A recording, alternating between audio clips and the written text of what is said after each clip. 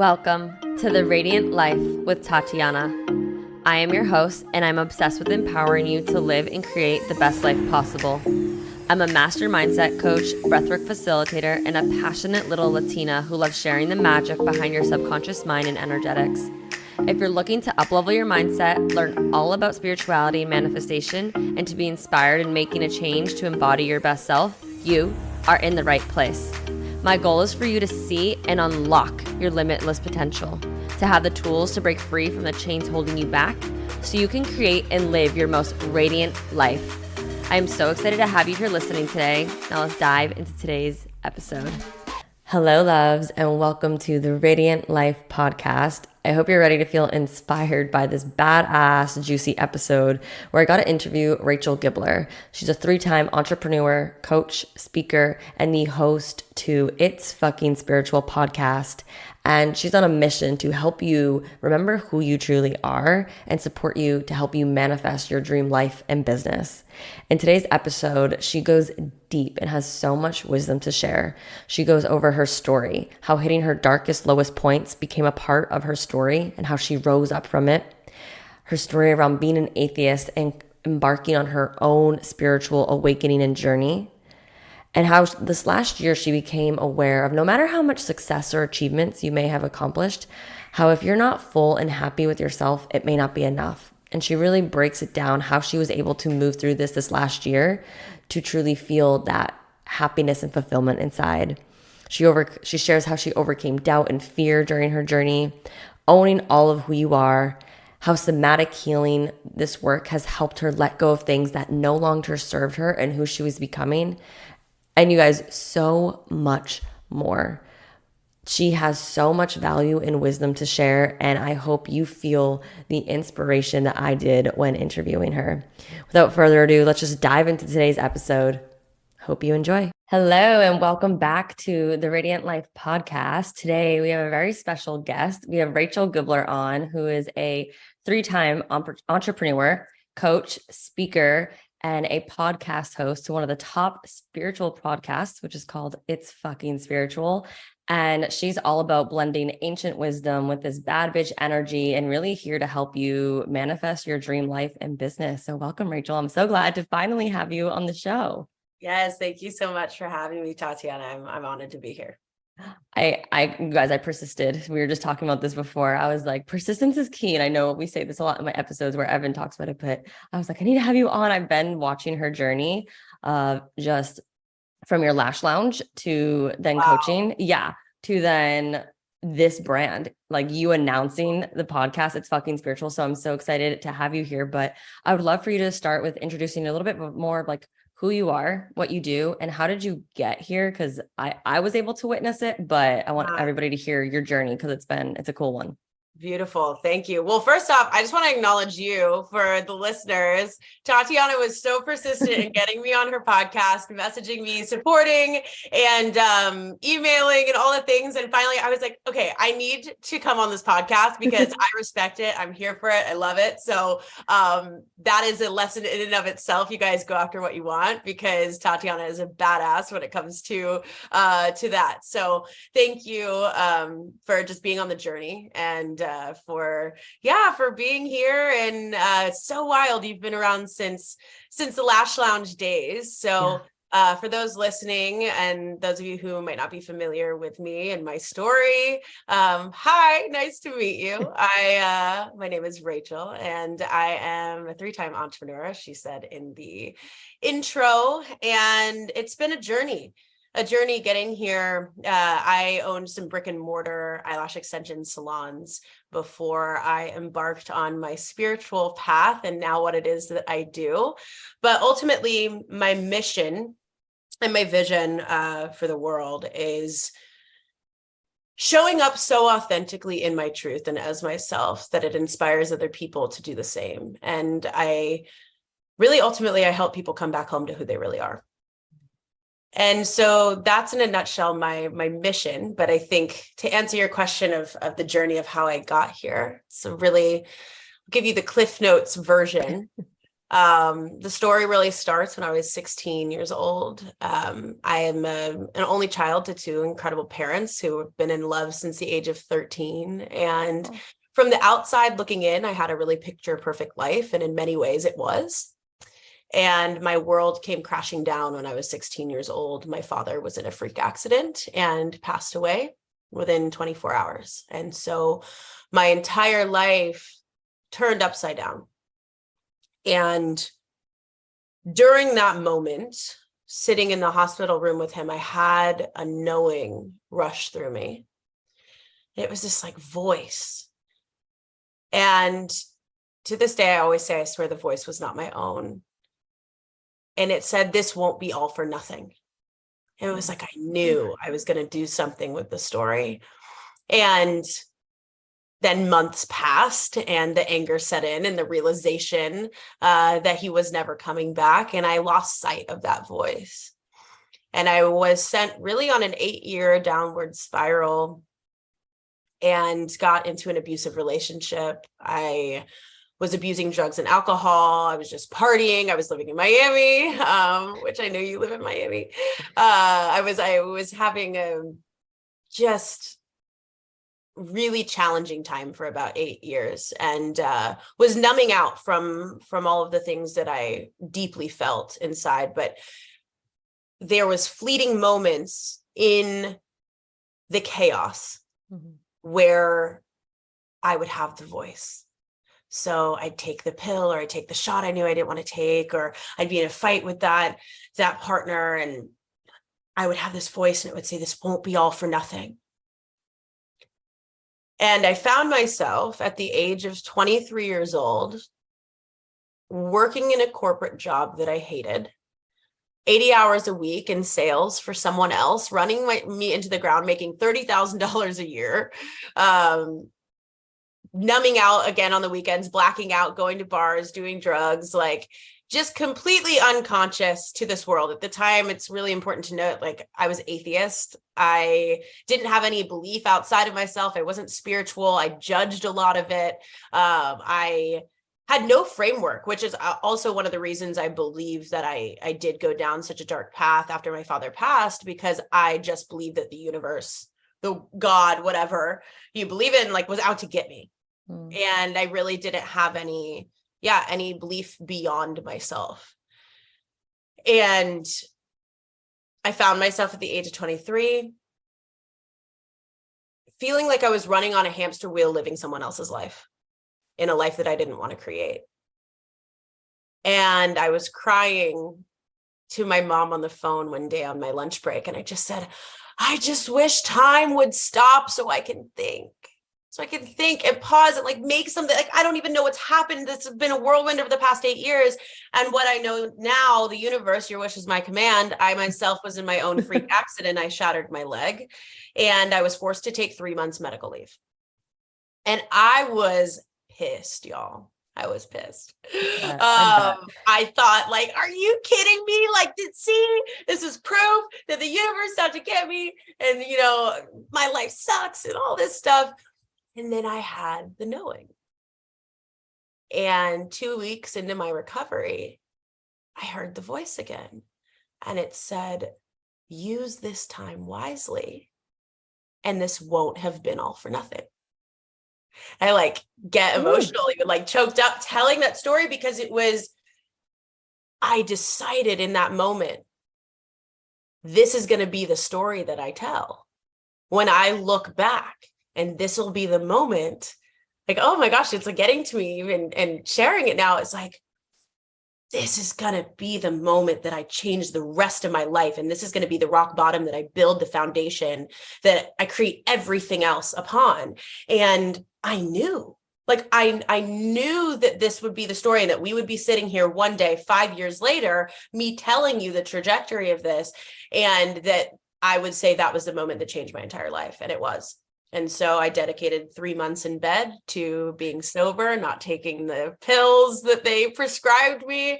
And I laid in bed and I studied entrepreneurs and their mindsets. And I really looked for, I didn't know this is what I was doing at the time, but expanders that had been in my same shoes, which is incredibly important for anybody out there. look for people who have walked the walk before you in the shoes that you are in now. So I looked for women that had lost parents or had had tragedy as a teenager that ended up coming out of it. And I studied them and I watched YouTubes and podcasts and books. And yeah, I laid in bed and decided I was going to change my life, and ultimately went back, quit my job, started a business, and really dove headfirst into self-development work, which eventually turned into spirituality. And I had my own spiritual awakening. And from there, it just, everything really took off. And I saw a gap in the spiritual and self-development communities, that we really need to take a lot of these esoteric and woo-woo concepts and break them down for people and make them real, raw, and relatable, and delivered in a way that was different than what I saw. And that's how It's Fucking Spiritual was born, not quite 2 years ago, a little over 18 months.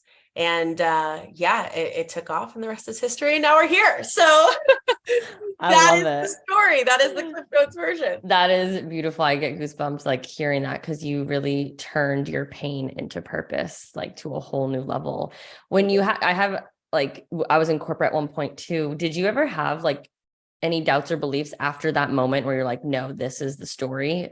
Or was it just a full knowing and you were able to go full force? Oh, I had doubts all the time. I still have doubts. Okay, cool. It's just the human condition. Yeah. So right? How do you overcome that? Because I know a lot of people were like, okay, how do you balance that? So that has been something that I've cultivated over time, right? Mm-hmm. So the doubt was much louder 5 years ago when I didn't have the evidence that I could overcome it. Now I have doubtful thoughts because I'm human, and it's still the same thing. It's like, I still feel the same feelings, but I have the tools to move through them. And I also have the evidence that I've gotten through it before. So I just work with that part of me. Mm-hmm. Versus then I allowed that part of me to consume me, and I didn't even realize it was a part. I just identified with it. So if someone's on their journey and they're first starting out, and I had doubts all the time. Like the very first time that I ever posted an Instagram photo, and I love telling the story, people are like, oh, you seem so confident, like all this stuff. No, what I realized was that I had I put myself in a corner, and I backed myself into a corner so much that I was like, I have no choice but to move forward. And I am scared, but the only way out is through. And I don't want to do my life how I've done my life up until this point. And so therefore, I'm going to walk the scary path. I'm going to walk the unknown path. I'm going to go through the fire. And I posted my first Instagram photo owning everything. Talk like what you don't own owns you.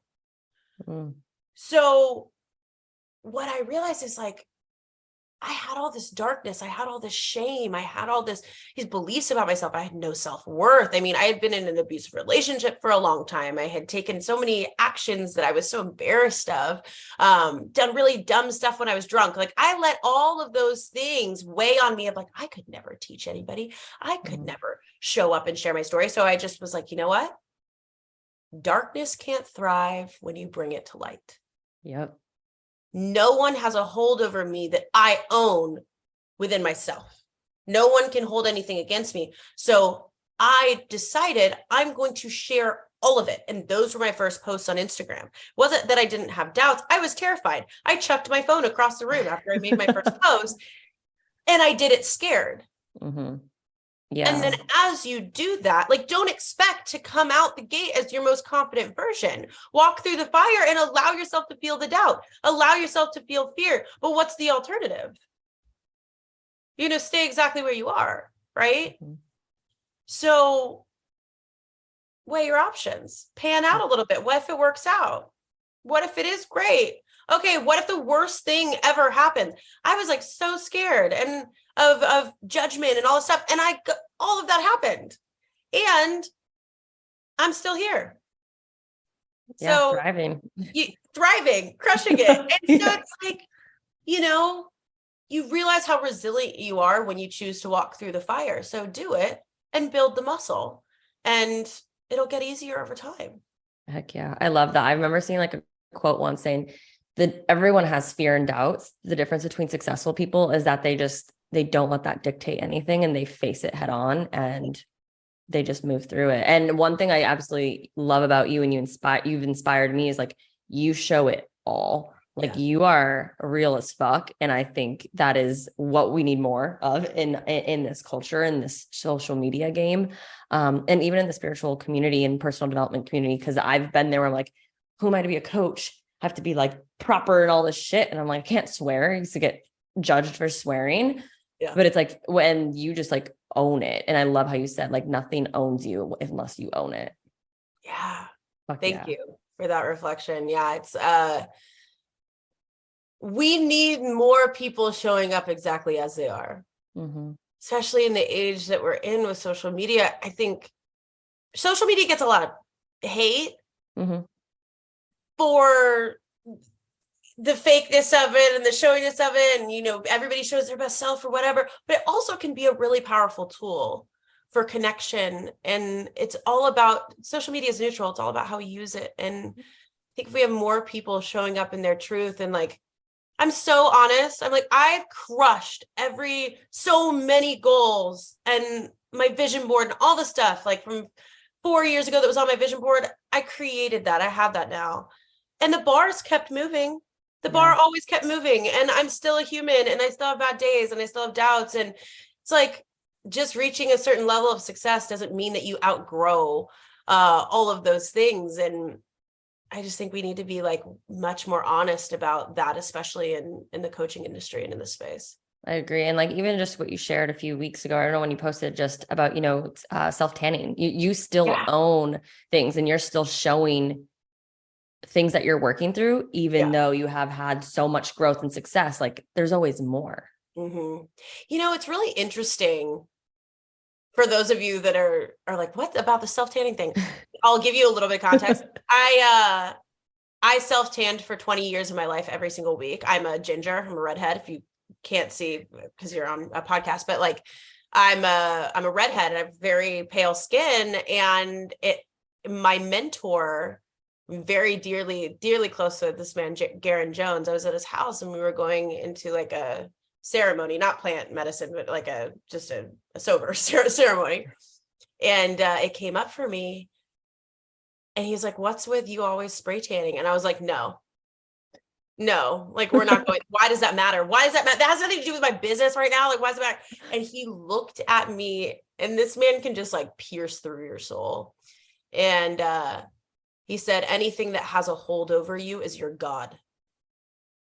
And I was like, oh, great. And so, you know, and then he proceeds to say, for someone whose purpose it is to be seen, your entire body is covered up. So you don't even see yourself. And I was like, ugh, dagger to the heart. And I was like, fuck you. And you're so right. And so that's what I'll say. So to so many people, it's like, spray tanning what? But whatever that is for you, whatever the thing it's my deepest insecurity. And I haven't spray tanned in almost 3 months. Heck yeah. Like, damn, good for you. Yeah. But whatever we have the most charge around is the thing that owns us. And it's changed my life, even not spray tanning. I don't love it every 2 seconds. Sometimes I'm like, damn, I wish I was a little tanner. Like, I wish I've had to learn how to be comfortable in the skin I was given. It's not to say spray tanning is inherently wrong. Just like anything else, like eating the cookie isn't inherently wrong. The spending the money on whatever you want to spend it on isn't inherently wrong. Like, doing whatever it is you want to do isn't inherently wrong. But if it has a hold over you, or the intention or the energy that is behind it, that is causing the action, that has a hold over you, that's what you get to look at. So whatever holds the charge, the greatest charge, unlocks the greatest freedom on the other side of it. And I just have a willingness to walk the fire. And I've been walking more of the fire now in my life than I ever have. The more success I've had, the greater the mirror it has been for my for where I'm still not whole yet. What would you say has been the strongest charge you've overcame or worked through so far? Was it that one, or was there something else? That was a really big one that I'm still walking through and still learning how to be in that space, because it's deep. Yeah. It's like, because then it went to, okay, where in your life are you covering up in every capacity? But I'd say my biggest one, since I've reached the level of success that I've had, was realizing that the success I wanted wasn't the ticket. And that was really jarring for me. I went through like a somewhat of a dark night of the soul. I was just telling the story. I was on a podcast right before this. I was just telling the story, and I love talking about this, because anybody out there listening, when you're comparing yourself to other people, do you have a lot of, like, I'm assuming coaches listening to this? Yeah, it's a huge blend, honestly, but yes. Yeah, I have a huge blend too. It's a wide range on my podcast as well. But anybody like that compares yourself, but specifically if we're talking the coaching industry, something that's really big is like 10K months, right? Yes. Like, I want to have 10K months, and it's like this coveted thing that's like the bar, right? And I remember a couple years ago when I was getting into this space, and I was like, oh, that seemed like the most insane amount of money to me ever, which is like hilarious to me now. And also it's a lot of money for, like, you look at, you know, our corporate America and all of these things, like, we're also really grateful to be skewed in the way that we are because of the amount of opportunity and possibility that exists. And I would remember looking at coaches being like, oh, they make consistent 10K months, 15, 20, what? Like, oh my gosh, this girl had a $30,000 launch. And I just thought that, like, I will be happy when. And it wasn't like I even was saying those things out loud, but subconsciously, like, that was what it was. Yeah. And we often do that, like, oh, well, when I'm like married and have the partner like everybody else does, then like then I'll feel complete. Like, you're not saying that kind of thing, but like, that's the attitude, the energy behind it. Yeah. Like, oh, well, when I have the house, oh, well, when I lose weight, I'm making 10K months, I'll feel like I've made it. I don't feel like I've made it at all. Like, now the bar's just moved. Now I'm like peers with all these people that I've been looking up with for 8 years. And I'm like the baby, I feel like I'm the little fish now. And it's so funny because it's just, the bar has moved. The people I'm around, it's just elevated. And it's a really cool experience, but nothing feels like how I thought it was going to feel. And I'm super honest about that. And a year ago, I launched my first group program. Like, I've been in this game heavily for 2 years. I've been in entrepreneurship for 5. And I went all in 2 years ago. I went to my first retreat 2 years ago. I was like, I'm going to learn about how I'm going to host my first retreat. Like, I was like, yeah, one day I'm going to do this. It's hilarious to me. Like, I'm looking at other people who are like 30K months. Like, that's wild. And then now, a year later, 2 years later from that retreat, I have a sold out retreat that's happening in a month. My first launch was a $50,000 launch. My second launch was nearly $70,000 launch. My retreat, and I don't really talk about the numbers that much, but for like this context, it felt the same. And then I felt worse because I realized what I thought I wanted wasn't the ticket, and I brought myself with me. And it was a mind fuck. And so I've been working through that for the past year of like, how do I have a life that feels just as good as it looks? And that's my new North Star. I love that. And I've been watching you go through this. You did like what do you call it? Like a healing detox. You were like watching you juicing. And I went through that in the summer, and I was like, I do not want to juice. Like, no, but props to you. And I've seen you shared, and your video just went viral around it. And this is why I love this work, because I had a very similar journey where mindset work brings you so far. And then it came with more of like, let's do more of the healing work so that you can feel that happiness and fulfillment now versus when you get X, Y, Z, because that's not going to fulfill you. Yeah, it's not. the seeking and the searching, it's great to have the things that you want.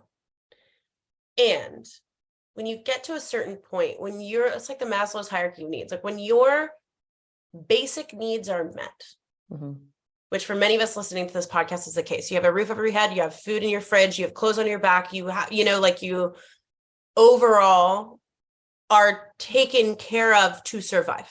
Yeah. You have an iPhone in your hand. What happens after that? Like, we are so conditioned to compare and to seek and to search and to consume. And it's like, you guys, we have it all wrong. We have it all wrong, because you're really searching for yourself, to come back home to yourself, to be connected to yourself. And so no matter what, I had a friend who became worth $300 million overnight, and it nearly broke him. Damn. Because he suddenly didn't know what to do with this identity or with anything. And other people listening to this, like, yeah, fucking problem, right? But no, like, really, I've seen this stuff and I'm like, oh, and that's why people lose it all. All these things, they can't hold it. It feels like they go through this huge dark night of the soul, because then they realize they hate themselves and they've completely disowned who they truly are, for like, they don't even know who they are. So it doesn't matter. Like, where you're at right now is so perfect for where you're meant to be. Like, cultivate an awareness, slow down, calm down, like, be where your feet are, and enjoy the ride that is this fucking video game, because that's the point. And yeah, it's just, I wish people could really see. I got that quick. Like, I see people that are like, chase. And I'm like, how do you really feel though? And they're still chasing. How's your heart? How do you feel inside? And I'm not to also say the people that have so much success don't feel that. I also know people that have success that feel so fulfilled and have these incredible lives, like my mentor, Garen. Like, and that's why I'm his apprentice this year, because I looked at his life holistically from the inside. I'm the closest person to that family besides the family itself. And they live a life that feels just as good as it looks. And I was like, that. And I can tell you it's the inner work. Yeah. 100%. Yeah. I always say, like, don't take advice from people who aren't living the life that you desire. Yeah.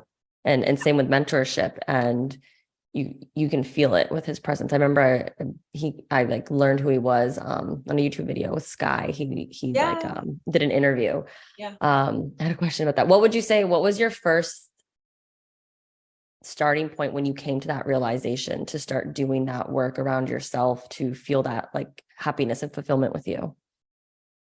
Yeah, like the realization when I first realized, like, oh, this isn't the ticket. Yeah. Well, at first I was like, fuck, damn. Like, I knew I was about to walk a path, and I understood I am in the deepest transformation that I've ever been in my life. Much deeper than even in the bed for 3 months with a shattered leg.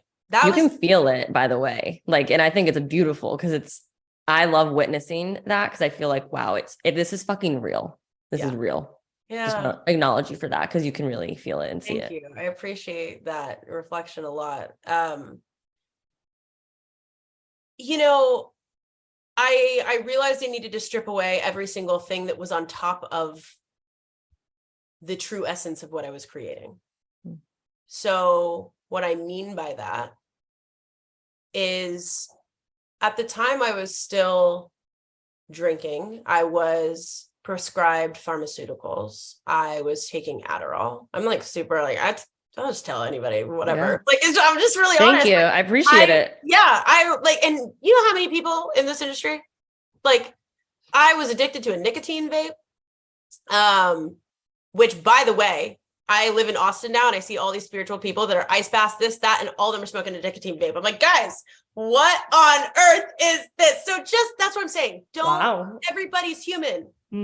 Everybody's human. I'm like, I'm outing people, not my name, but like, it's just so funny. And not everybody, I shouldn't use the all or nothing language, but just so many people. It's like, you think it's one way until you see the inside of it, and it's another. And I built my business very connected to what I was doing and very true. And I was walking the walk to the level that I understood that I could walk it. Right. I had created a lot of results in my life. I had manifested a lot in my life, and it was true and real. And I also knew that there was a deeper layer.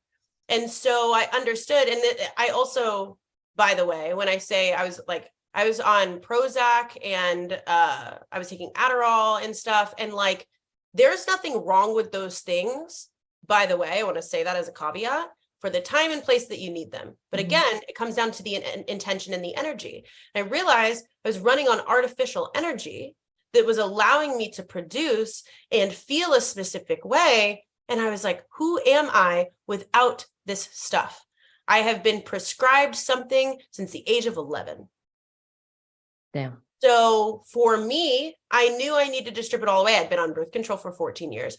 So I was like, who am I without all of this? And what are all of the areas that I am not 100% in integrity and in alignment? And I looked at all those areas and I started stripping them away one by one. And I started detoxing my body, and it was challenging. I was tired all the time. I was sleeping all the time. I was up and down. I've had my moments. But I've really walked the walk and come out on the other side of it. And I've also, I quit the nicotine vape. Like, I don't drink anymore. And then I've also had a really beautiful shift in the sense of elevating the way I speak, the way I show up, my energy, and a lot of the stuff that I used to say. Like, I used to have a saying that's like, you could be a hot mess and a hot success, da, da, da, and people loved it. Yeah. And I'm like, I'm not a hot mess anymore. So I'm right now sharing that I'm walking through the recalibration of the next level of who I am. The intention has always remained the same, which is to make people feel seen, heard, valued, and not alone.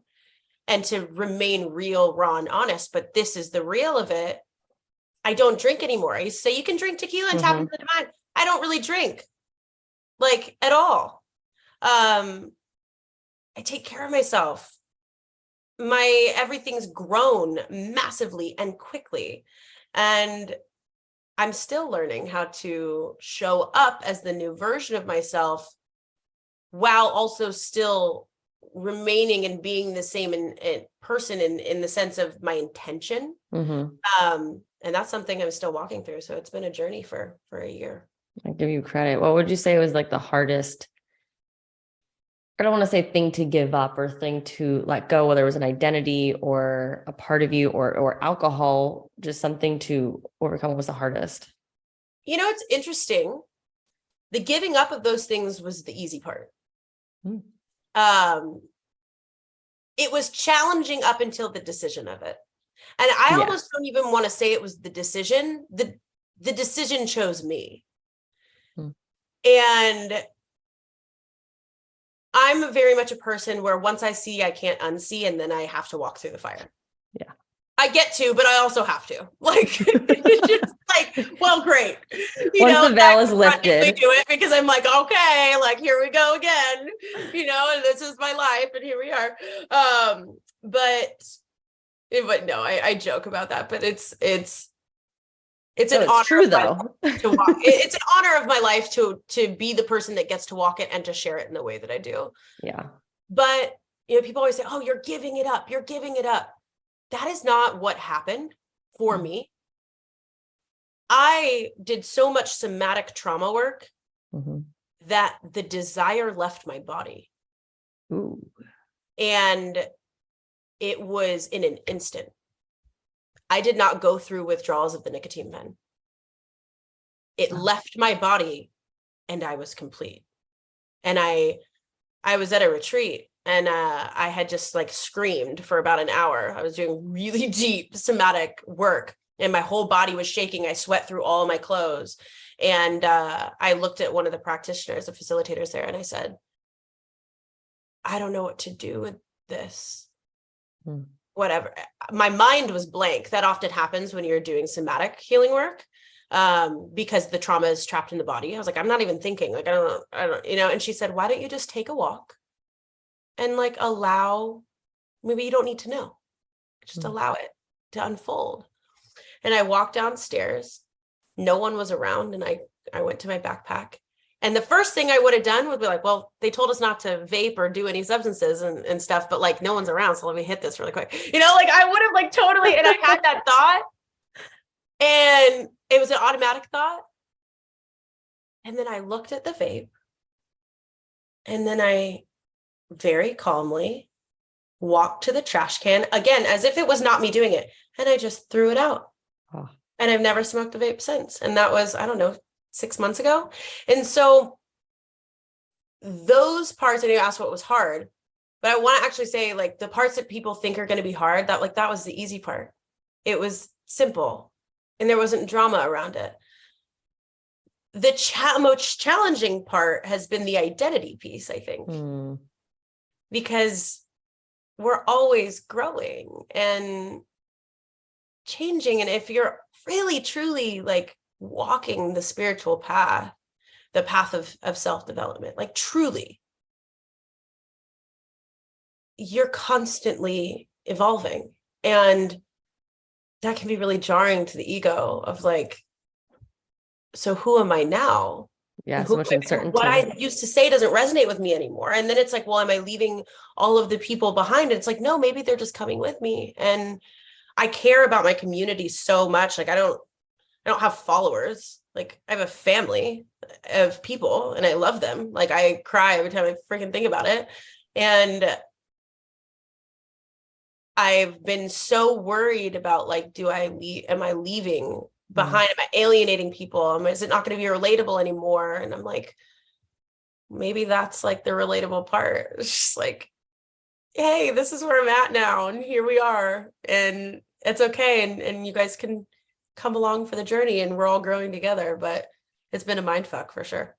That's something you do beautifully, is really cultivate community. And yeah, I got to give you props to that, because that takes a true, I don't know, just a true authentic human to really cultivate the community you have, and you deserve that recognition. And I honor that. I've had those same thoughts too. And as we grow and evolve, especially being online, it's like you never, with the hearts and the missions that we have, we don't want to leave people behind. And I think it's coming to terms where it doesn't mean that, it just can inspire them to rise up too, because they're on their own paths too as they evolve.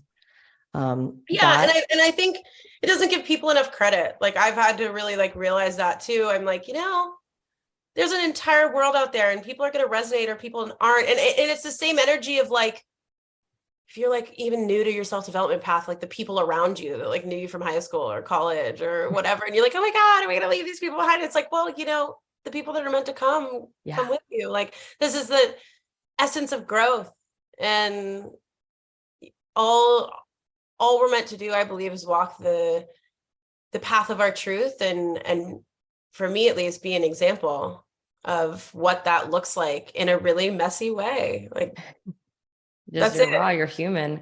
I shared that yesterday on a reel. I'm like, we're meant to sometimes grow apart from people, and like don't get attached, because sometimes like holding on is doing you more harm, and you can love from a distance. So I love somatic work. I know you do breath work as well. What was the first introduction for you to get into more of the somatic work after doing so much mindset? So I got into nervous system work because I, again, was searching for answers. I'm a seeker, I'm a researcher. I'm a 1-3 in human design. So I'm very down the rabbit hole. And always have been, and that doesn't present online really, but that's how I have all of this knowledge, is that I'm like 9 hours deep in YouTube videos. And so I found nervous system regulation, and I looked at a lot of different modalities and have dove into a lot of different modalities, and did ketamine therapy, and I did EMDR therapy, and ultimately I felt called to become certified in breathwork. And so in December, I went to a somatic breathwork training with my friend, Steven Jaggers. And it opened up a huge world for me. I think it's how I got into it is how I got into anything, which is just walking the path, and one thing leads to another. The book, The Body Keeps the Score, was really big for me. And I just started seeking for answers, and one thing led to another. And I was like, okay, breathwork, here we go. I'm like, let's do this. And then seeing how powerful it's been, you know, I've coached from a mindset lens for many years, which is powerful in and of itself, even just from an awareness standpoint. But you know, I teach manifestation, but I don't teach manifestation in the way that it's typically taught, in the sense of like, decide what you want, why you want it, detach from the outcome, like, and how manifestation is the outcome of a regulated nervous system and doing the work, the manifestation that you desire, I should say, like actively, intentionally, we're always manifesting, right? But like actively, intentionally manifesting what you want comes down to like the blending of the mindset and the body, like the mind and the body work. And so I really wanted to find a holistic approach. Like, I want to know all of it. I want to know all the different modalities. I don't believe that there's one specific key.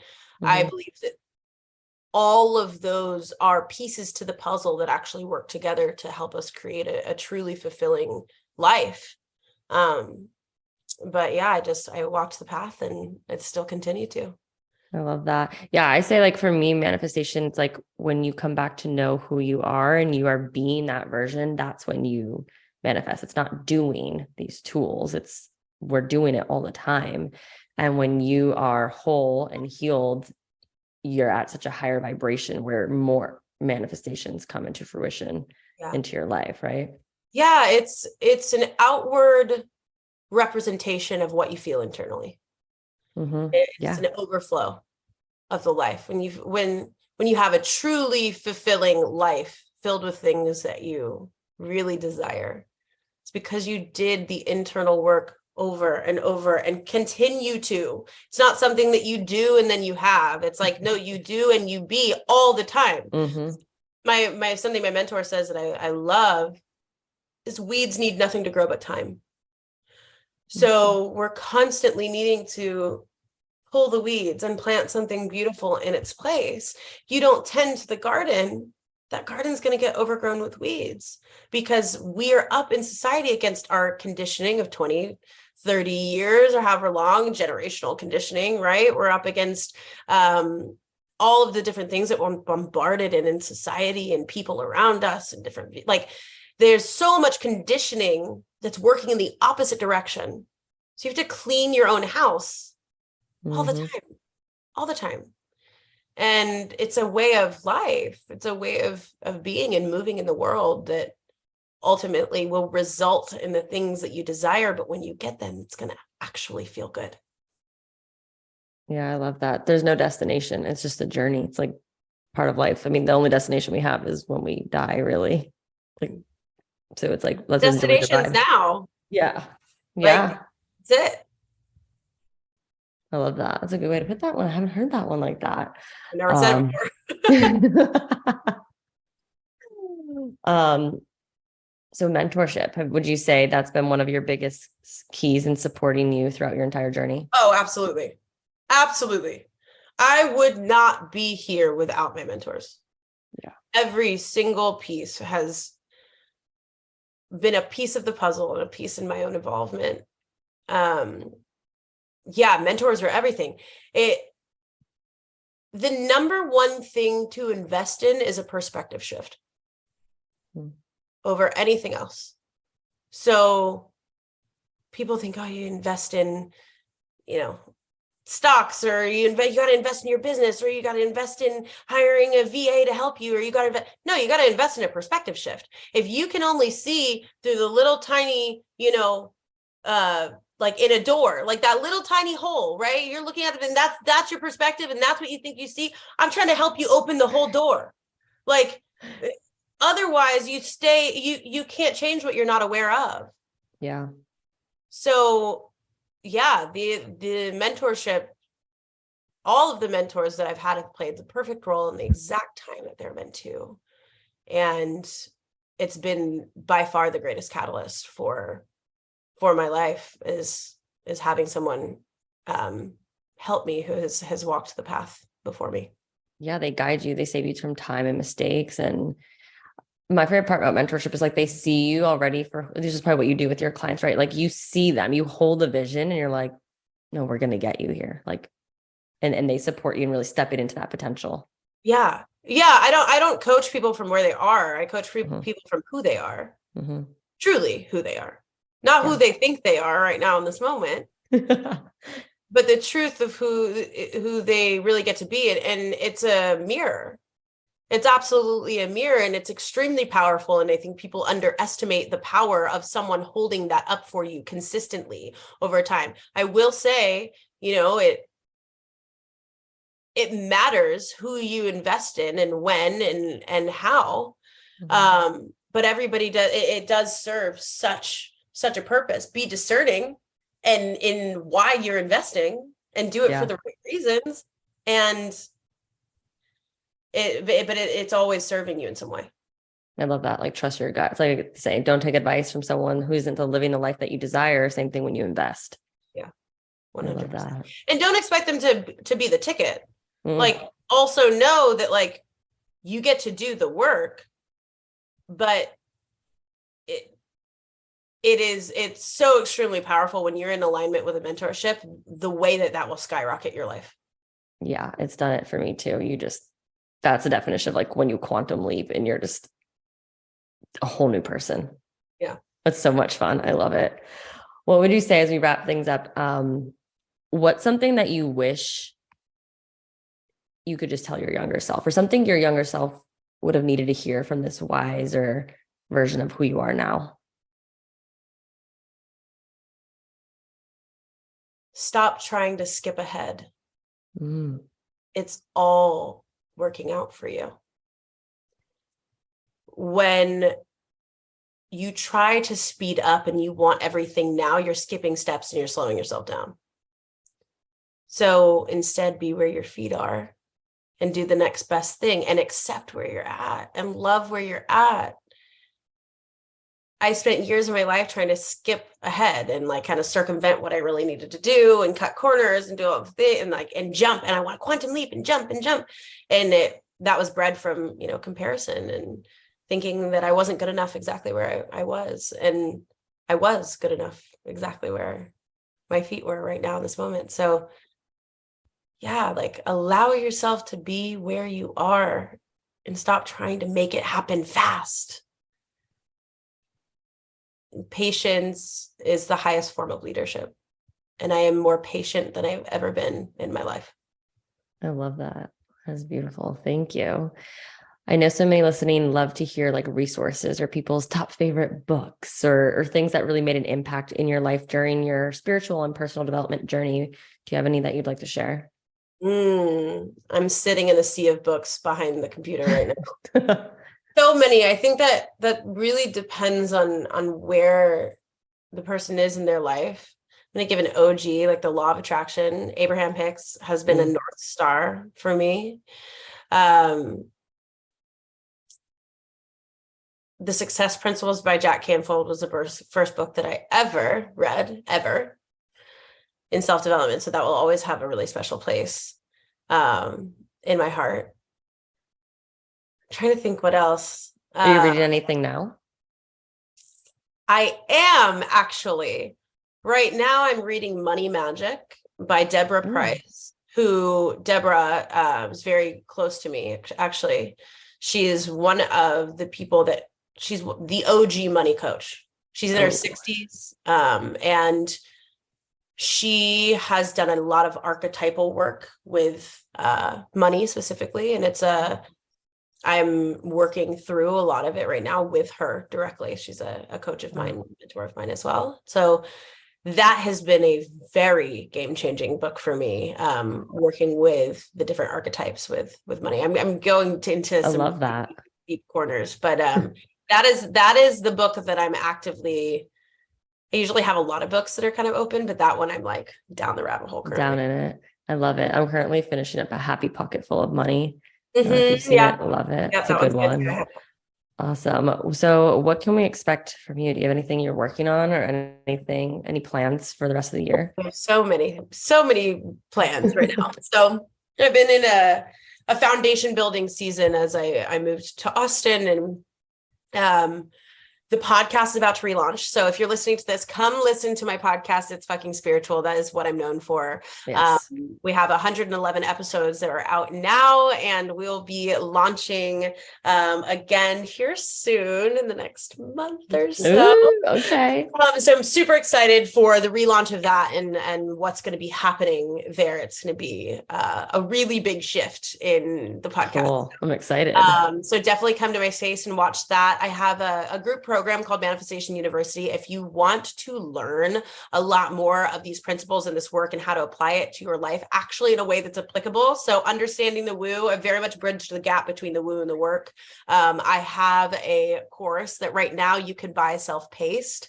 And it's really, really powerful. It's hours and hours, 25 hours of content that you can immediately access. So if you're wanting a foundation, definitely check that out and come hang out with me on Instagram at Rachel Gibler, which I'm sure you'll link in the show notes. And yes, all of it. DM me if you come from this podcast and let me know. Come say hello. I'd love to have you as a part of the family and my community that Tatiana has been a part of for so long. So thank you. And yeah, lots of big things coming, retreats, things like that this year. Yeah. I know. Best of luck on your April 1. I know. I wish I could have gone. I'm busy. I love retreats. They're powerful. I just hosted one last weekend with my sister. But yeah, for everyone listening, definitely give her a follow. Listen to the podcast. She is just had so much wisdom, but so much authenticity. And I am so forever grateful that there's women like you that are just shedding light to the real, the raw, and the human. And the messiness of this work sometimes. Absolutely. Well, thank you so much for having me on. This was great. I'm honored and I really enjoyed it. Thank you. And thank you so much for listening. If you love this, please take a screenshot, tag us, and we'll see you next week on the next episode. Bye.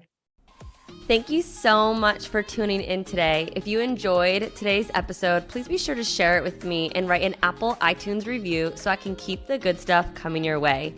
If you aren't already following me, you can find me on Instagram at Tatiana_Kuto. Make sure to tag me in any posts that you share. I love and appreciate you so much and cannot wait to connect with you in the next episode. In the meantime, go out and radiate your light into the world.